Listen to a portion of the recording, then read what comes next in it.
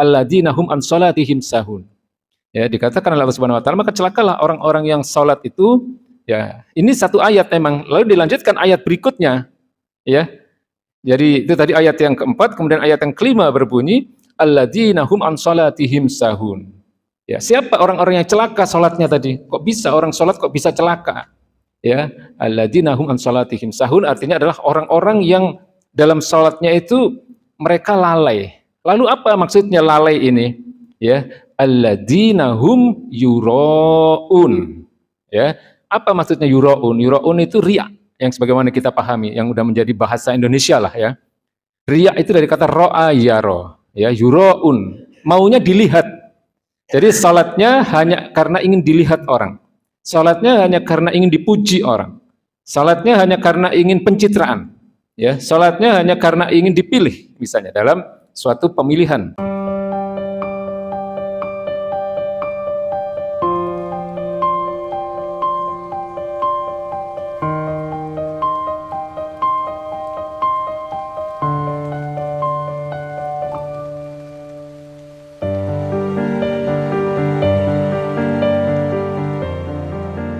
Ya, yaitu yang pertama adalah pertanyaan tentang ayat yang berbunyi fawailul lil musallin. Ya, artinya celakalah bagi orang-orang yang salat. Nah, ini kalau diputus di sini berbahaya. Ya, jadi memahami ayat itu tidak boleh hanya dari satu ayat itu. Kita pernah belajar tentang apa yang disebut dengan qarinah. Qarinah itu ayat atau hadis yang menyertai ya, ayat atau hadis yang lain.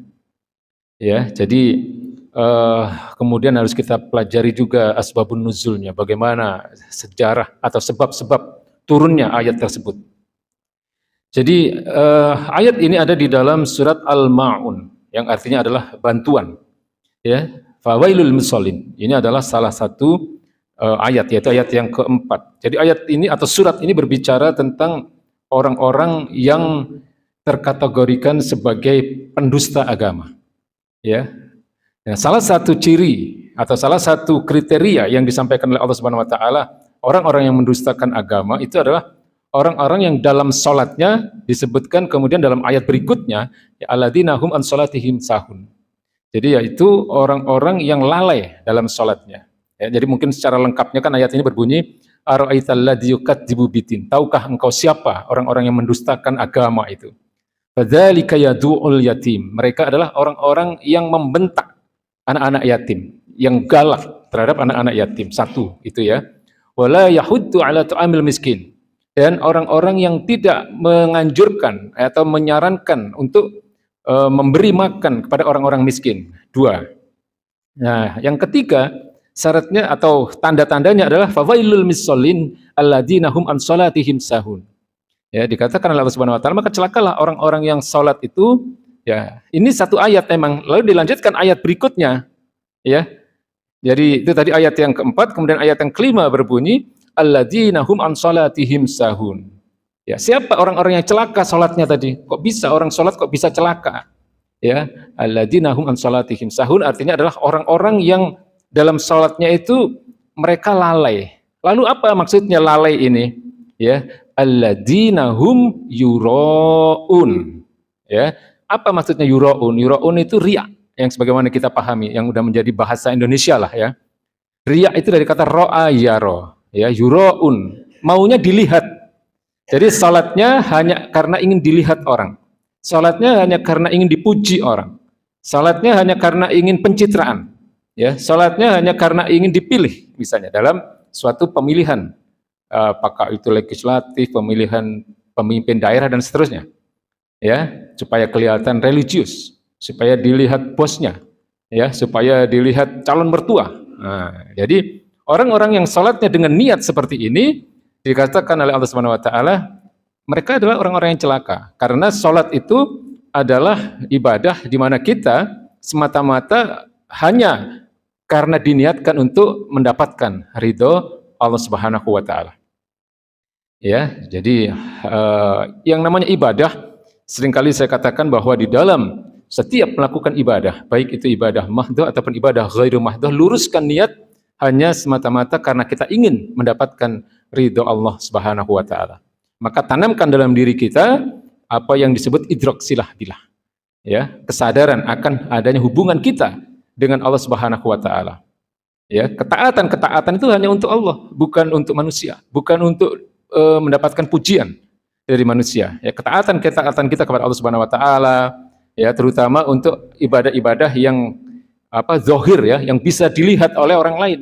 Salat, haji, ya, zakat. Misalnya kalau puasa orang nggak tahu mungkin orang itu puasa atau tidak, ya. Nggak zahir, nggak bisa terlihat oleh orang. Nah, tapi untuk salat salat, puasa, zakat, ya, membaca Quran termasuk diantaranya, semua itu semata-mata harus kita niatkan untuk mendapatkan ridha Allah Subhanahu wa taala. Nah, maka dalam salat itu jangan sampai kita menjadi bagian dari orang-orang yang dikatakan di sini, ya, wailul lil musallin, yaitu orang-orang yang celaka dalam salatnya adalah alladzina hum an salatihim sahun, orang-orang yang dalam salatnya mereka lalai.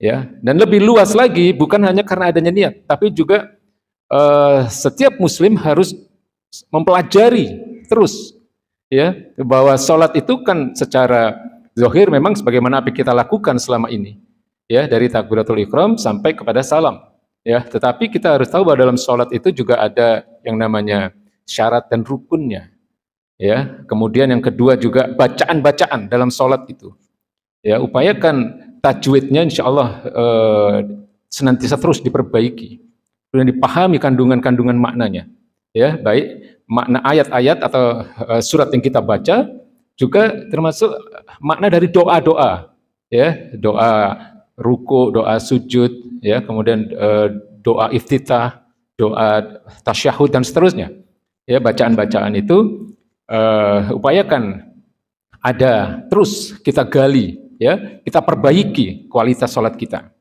Nah, insya Allah dengan demikian kita tidak termasuk menjadi bagian dari yang disampaikan oleh ayat ini, yaitu orang-orang yang celaka dalam sholatnya. Ya, insya Allah semoga kita menjadi bagian dari orang-orang yang diterima salat kita oleh Allah Subhanahu Wa Taala. Ya, kemudian yang kedua, ada pertanyaan pekan lalu tentang bolehkah dalam Islam itu takwil, ya, mentakwil mimpi. Ya, karena pekan lalu kita mempelajari tentang keharaman mendatangi dukun, mendatangi ahli perbintangan, mendatangi tukang ramal, ya, mendatangi paranormal, mendatangi orang-orang yang mungkin hari ini disebut dengan pakar ini, pakar itu, macam-macam hari ini, Pak. Di televisi itu seringkali ada masalah, ada kasus yang dimintai pendapat bukan ulama, ya, tapi pakar mikroekspresi, ya, atau pakar pembaca garis tangan misalnya. Nah, ini TV-TV itu juga punya tanggung jawab, mereka yang punya itu, yang membuat acaranya itu menuntun masyarakat kepada kemusyrikan, ya, mengarahkan masyarakat kepada kemusyrikan, ya, tidak mengarahkan masyarakat kepada ketaatan, padahal mereka punya tanggung jawab seharusnya, ya, untuk supaya mereka dapat pahala. Harusnya stasiun televisi itu juga punya misi dakwah seharusnya, bukan justru mengajak masyarakat kepada kesyirikan, ya.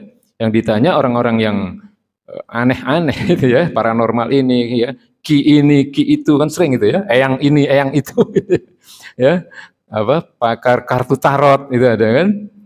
Nah, ini semua terlarang dalam Islam, ya, ini semua haram hukumnya. Ya, karena apa? Pekan lalu kita sudah membahas bahwa yang memahami apa yang gaib itu hanya Allah Subhanahu wa taala. Tidak ada zat lain selain Allah Subhanahu wa taala yang mengetahui, ya, apa hal-hal yang gaib tadi. Ya, kul la ya'lamu man fis samawati wal ardil ghaiba illallah.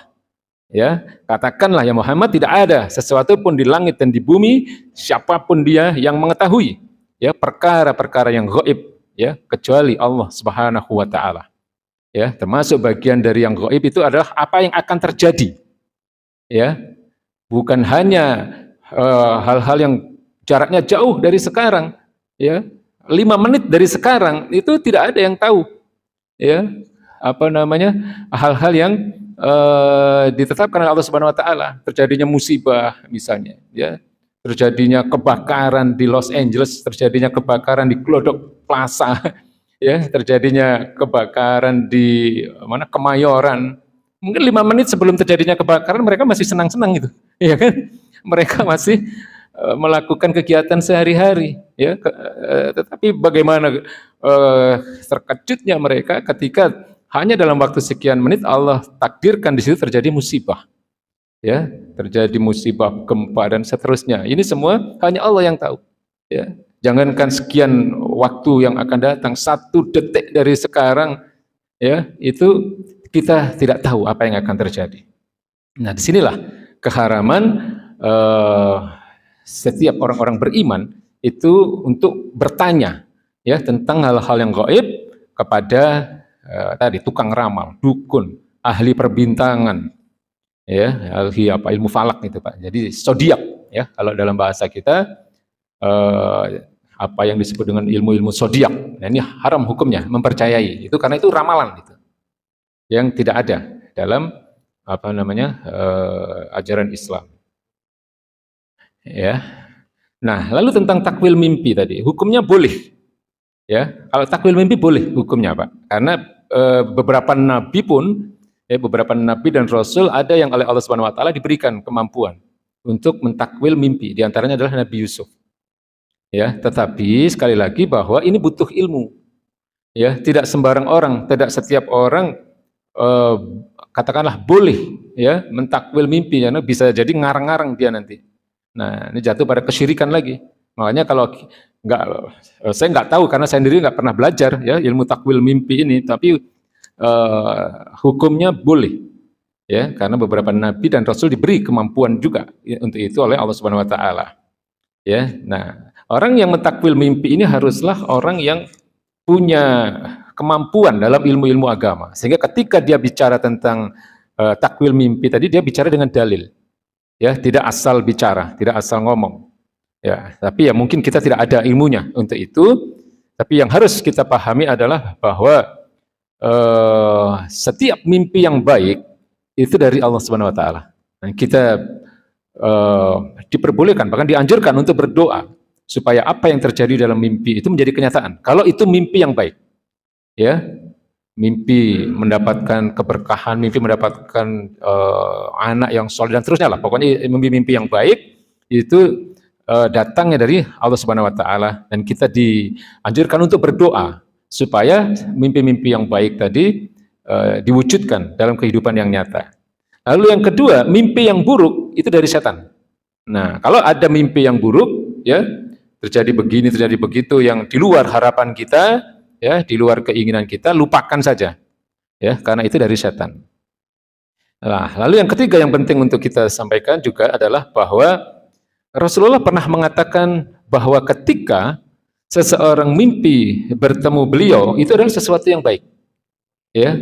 Jadi kalau ada seseorang asal jujur saja, ya, nggak boleh bohong, ya, bahwa dia bermimpi bertemu Rasulullah, itu adalah mimpi yang baik. Ya, dalam satu hadis yang sahih, ya, hadis ini sahihnya adalah muttafaqun alaih, ya, disahihkan oleh dua imam besar ilmu hadis, yaitu Imam Bukhari dan Imam Muslim. Baginda Nabi pernah mengatakan, barang siapa melihatku dalam tidurnya, maka ia akan melihatku dalam sadarnya. Ya, atau paling tidak ia seolah-olah melihatku dalam sadarnya, karena setan tidak bisa menyerupai aku. Nah, ini hadisnya sahih, Pak. Jadi kalau Nabi sudah pernah bilang begini, ya insya Allah kalau ada, ya, seseorang yang bermimpi bertemu Rasulullah SAW, itu karunia yang besar dari Allah Subhanahu Wa Taala. Ya, itu adalah nikmat yang diberikan oleh Allah Subhanahu Wa Taala.